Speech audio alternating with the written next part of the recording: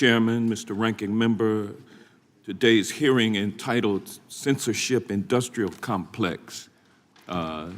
It's puzzling to me that when we're talking about censorship and denial of First Amendment rights, we're talking, the witnesses here from the majority seem to be stuck on Hunter Biden's laptop, mentioning it repeatedly, but nothing uttered about what has been transpiring since January 20th when this president was inaugurated.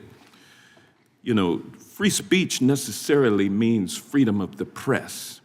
And co-president Trump has been talking for years about the press being the enemy of the people. Mr. Aaron, what impact has the president repeatedly calling the press the enemy of the people had on our free speech?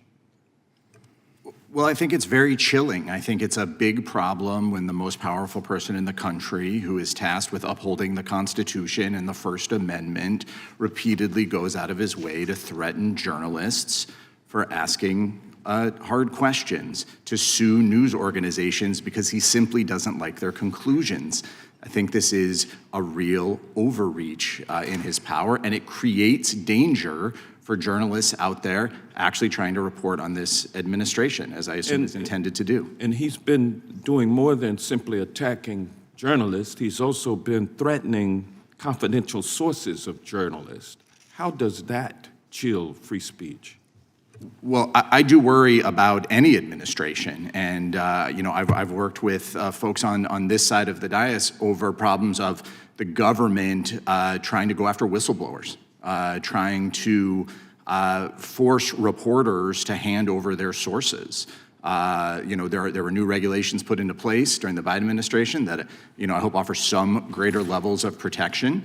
I don't know if those are going to survive the new administration. I know members of this committee have supported the Press Act, have supported important protections for journalists.